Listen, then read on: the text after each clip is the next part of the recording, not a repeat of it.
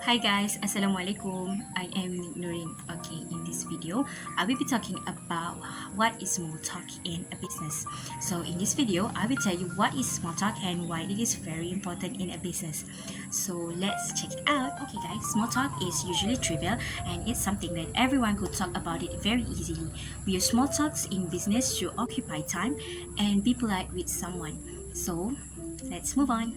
Okay, guys, so small talk is a stage of conversation to break the ice between strangers. It's also used to build a relationship between two parties, especially when they will meet for the first time. So, let's move on. The most common topic that are being used to talk in small talk is especially about weather. So, let's check the conversation. Hi, Ivy. How are you? Hi. I'm sorry I'm late because that rain just isn't going to stop. It's okay. I know the rain is kind of heavy today. There were lots of cars on the road today as well. I see. That's too bad. I hope we can see the sun by the end of the week because I was planning to go to surfing. Oh, pity you. I hope with this kind of weather, at this rate, you need to stay at home instead. Pity you. So guys, we have seen the conversation between two peoples about the most common topic we use in a small talk. Now we will be moving on to how to use small talk in business situation. So we use small talk when you with someone and are waiting for something to arrive before you move on to a real issues. Okay, small talk have its own goal, which is to connect with our client. To connect with your client does not mean that you have to be their best friend, but you have to be their trustworthy person. It's also have two means in business, which is the first one is to get in touch with someone for a purpose, and the second one is to bond with someone, oftenly for a commonality. So guys, if you want to have a small talk in a business, you have to know how to stay engaged in a conversation itself. So whenever you are talking with someone, you should show interest in the conversation. If you are not interested, then the other person will also not feel interested either. Here are some tips that can help you to stay engaged in the conversation. So there is a 5 tips that you can follow to stay engaged in a conversation. So the first one is to talk about a current news such as weather, travel, sports, movie, exhibition, or book launch. The second one is to avoid a sensitive topic such as religion, politics, gender differences, gossip, healthy, and private life. Okay, the third one is to keep the conversation smooth and simple. Don't just talk, but also ask them a question so that they will be interested in that conversation. The fourth is to do some research regarding to that person.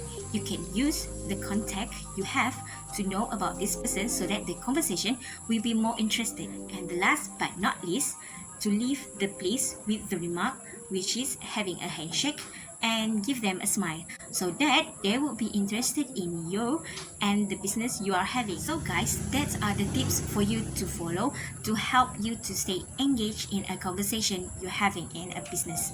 So let's move on to the next one. So guys, this is the most important part that you must pay attention, as it is about how the other person feels when you are having a small talk with them. So let's check it out. So guys, sometimes small talk is not appropriate and welcomed by the other person. In a business, there is a red flag. So what is a red flag? Red flag is a warning sign that we should pay attention to.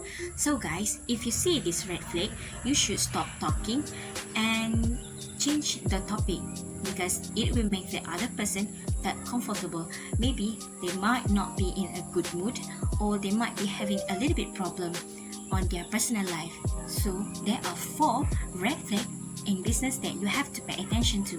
So let's check it out. So guys, the first red flag that you saw in a small talk is when that person is crossing their arm, giving a serious look, and close off body language. That means the other person does not feel uncomfortable when having a talk. The second red flag is when the other person is keep on looking at their phones and does not hear what you say. That means the other person insists on not talking with you. The third red flag is when the other person only gave you one word answer and not reciprocating question, and it will make the conversation or the situation look awkward. Then you have to stop and just be silent. And the last red flag is when the other person strongly voice their opinion, raising their eyebrows, or give any kinds of anger look or irritated. Then, like always, you should have to relax, stop talking, and make the situation look very comfortable. So guys, we have seen the 4 red flags that we need to pay attention to. I know that this might be hard to remember, but don't worry, you will be fine. Small talk should be easy and enjoyable for everyone to involve. You will only have to keep it simple and try to not overthinking about it.